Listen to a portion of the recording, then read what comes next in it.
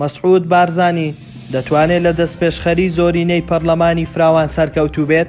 راپۆرتی تایبەتی ستاندەر.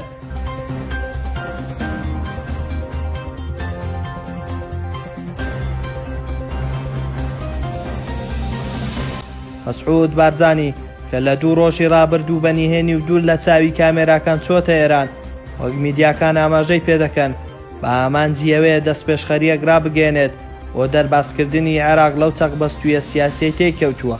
ئەم سەردانە سیاسی مەسعود بارزانی بۆ دەرەوەی وڵات بە یەکەم سەردانی لەو شێوەیە دادەندرێت دوای شکستی ڕیفراندۆم و دەست لە کارکێشانەوەی لە پۆستی سەرۆکی هەرێم. ئامانجی بارزانی لەم سەردانە کە تا ئێستا هیچ بەرپرسێکی باڵای پارتی قسەی لەسەر نەکردووە بە گوێرەی زانیاری و شیکاریەکان بۆ 3 مەبەستە. مەبەستی یەکەم پرسینی گەرانیەکانی ئێران لە پارتی و موشکبارانکردنی هەولێر بەهۆی ئەوەی تاران پێی وایە هەولێر بۆتە مۆڵگەی مۆسادی ئیسرائیلی کە بارزانی دەیەوێت نیگەرانیەکان بڕێوێنێتەوە.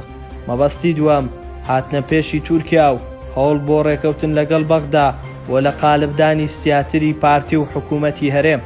مەبەستی سێم دەستپێشخەریەکی نوێ بۆ چارەسەرکردنی دۆخی عێراق ڕابگەێنێ کە چرای سەوزی ئێرانیەکانی لەگەڵ بێ کە ئێستا ڕێگری یەکەمن لە بەردەم پێکهێنانی حکوومەت و سەرۆکایەتی نوێی عێراق. بە گوێرەی زانیاریەکان بارزانی لە دەستپێشخەریەکەی دەیەوێت وەک دەڵێن نەشیر بسووتێنە کەباب بهێنێتە دی بە جۆرێک هەم سەدر ڕازی بکرێت بەوەی حکوومەتەکە زۆری نەبێت، هەمیش چوارچێوەی هەماهەنگی ڕازی بکرێت کە بنکە فراوان بێت، واتە حکوومەتی زۆرینەی نیشتیمانی بنکە فراوان دروست بکرێت.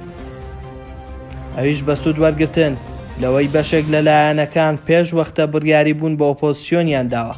بەو مانایەش بێت ئەگەری ئەوە هەیە نزیکەی 50 کورسی پەرلەمانی عێراق بچنە بەرەی ئۆپۆزیسیۆن، بەو پێش بێ لایەنەکانی تر ئەگەر ژمارەی کورسیشیان زۆر بێت هەر زۆرینە هەژمار دەکرێت. هێشتا دیار نییە بارزانی لەم سەردانەیدا دەتوانێت ئێرانیەکان ڕازی بکات بە دەستپێشخەریەکەی یاخود نا، بەڵام بربەستێکی تری بەردەمی خودی موقتەدا سەدرە کە لەم قۆناغەدا کار بۆەوە دەکات خۆی یاریکەری سەرەکی بێت لە عێراق. بۆیە پێناچێ ڕازی بێت بچێتە پاڵ دەستپێشخەریەک کە بارزانی و ئێران ئەندازیاری ڕێخستنی بن. هاوکات دۆخی پارتی و حکوومەتی هەرێم دوای بڕیارەکانی دادگای فیدراڵی و چوونە پاڵ سەدر ئەوانە وا دەکەن دەستپێشخەری بارزانی ئاسان نەبێت سەر بگرێت.